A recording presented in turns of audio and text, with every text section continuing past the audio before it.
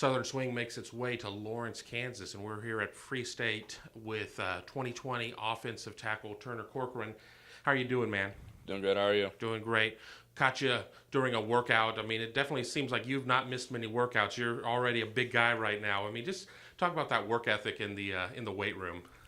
I mean, you just got to work hard, work out what you're doing, and, everything will probably just fall into place. It's what I've been told, and, it's working out for me. Some people work out because they need to work out. Some people work out because they love to work out. I have a feeling you're in that second category. Yeah, I love to work out. I mean, what is it that you enjoy so much on that? Just seeing myself grow as a person, and then as obviously as getting stronger and becoming a better player in the weight room, and just getting better. You've had an eventful couple of weeks. You have really burst onto the scene in terms of offers. We're obviously going to talk about Ohio State a little bit, but just what have these last couple of weeks been like for you? Pretty crazy. A lot of phone calls, stuff like that, coaches and everything, and it's been really insane and just really fun though. But it's been crazy. I mean, does it motivate you even more knowing that all these schools are getting on board and it doesn't look like things are slowing down? Yeah, no, it motivates me more to get in the weight room and work harder and be a better teammate, be a better person, be a better player. Ohio State, Notre Dame, Wisconsin, Nebraska, KU, Missouri, just to name a few. I mean, the whirlwind of offers there.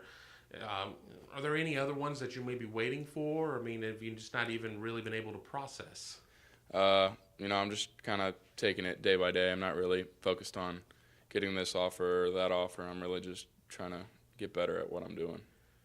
Well, we wouldn't have come all the way to Kansas if we weren't here to talk about Ohio State. So, kind of walk us through what happened with that one and your reaction when Ohio State got on board.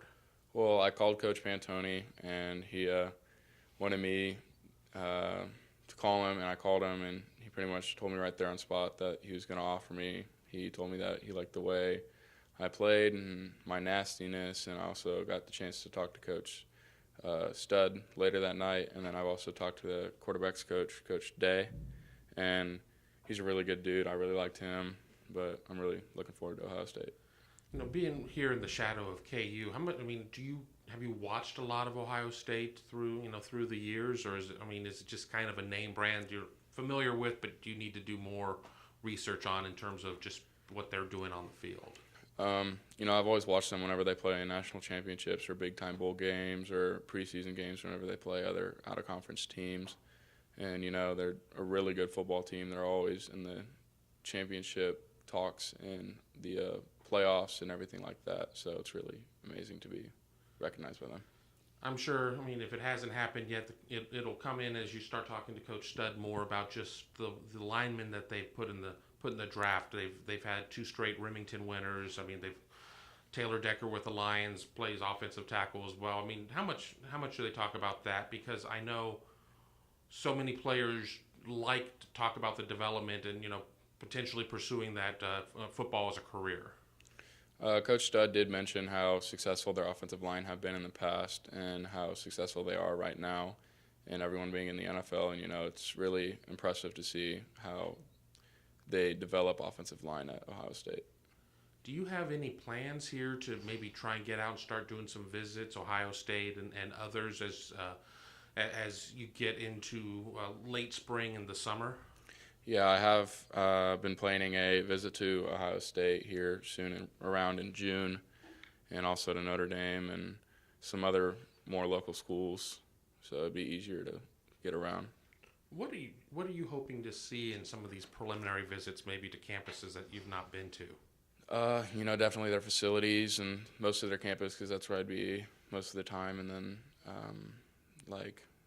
talk to some of the players, get to know what it's like to be there, and all stuff like that. Got a ways to go until we get to your signing day. Have you started to maybe kind of figure out what it is that's very important for you in terms of finding the school for you? You can't tell them all yes. You can only tell one yes. Do you know yet what's going to be kind of important? And this is subject to change. You got a long ways to go. Yeah. Well, I have been thinking about it. Obviously, education is going to be the most depending factor on what school I go to, and also what type of community and all the tradition that a school has, and just how welcoming it is. One other thing, I was just thinking back at we were talking before we turned the camera on. You talking about being nasty as a player. What does that mean to you? Nastiness for an offensive lineman. Just moving one player from point A to point B against his will. So just got to be nasty and kind of kick things into a different gear that not most people understand. So many people, when they talk about it, maybe they don't understand it because they haven't done it firsthand, but playing to the echo of the whistle, is that something you hear about too? Yeah, I try to play by that and live by it, and